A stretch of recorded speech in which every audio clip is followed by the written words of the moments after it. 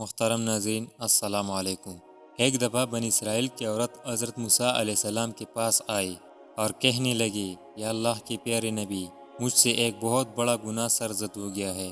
میں توبہ کرنے چاہتی ہوں، کیا اللہ تعالیٰ میرے توبہ قبول فرمائے گا؟ تو حضرت موسیٰ علیہ السلام نے جواب دیا، تیری گناہ زمین کی ذروں کے برابر بھی ہو تو اللہ تعالیٰ تجھے معاف فرما دے گا۔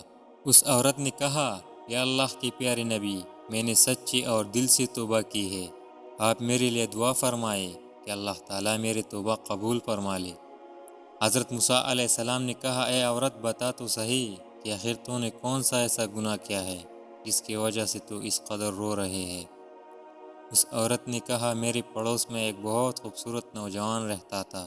جب میں نے اسے 3-4 بار دیکھا تو میں اس پر عاشق ہو گئی اور دیکھتے دیکھتے ہی مجھے اس سے شدید محبت ہو گئی۔ اٹھتے بیٹھتے بس اسی کا خیال رہتا۔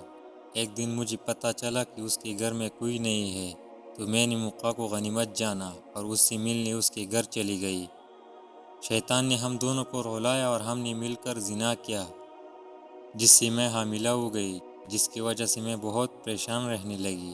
جب بچہ پیدا ہوا تو میں نے اسے زندہ مٹی میں دفنا دیا تاکہ میرا یہ گناہ چھپ جائے اور معاشرے میں مجھے ذلت کا سامنا کرنا نہ پڑے، کیونکہ ایک زناکار عورت کے طور پر میں مشہور ہو جاتی۔ کوئی مجھ سے شادی نہیں کرتا، چنانچہ اس گناہ کو چھپانے کے لیے میں نے اسے قتل کر دیا۔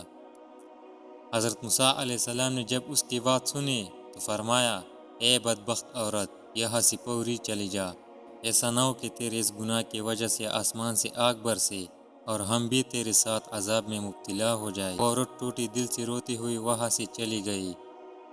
اتنی میں حضرت جبرائیل علیہ السلام نازل ہوئے اور کہا، یا اللہ کے نبی، تو نے سچی توبہ کرنے والے کا دل توڑ دیا۔ اے موسیٰ، کیا تو نے اس سے بدتر گناہ کرنے والا کوئی نہیں پایا؟ حضرت موسیٰ علیہ السلام نے فرمایا، کیا اس سے بھی بڑا کوئی گناہگار ہوگا؟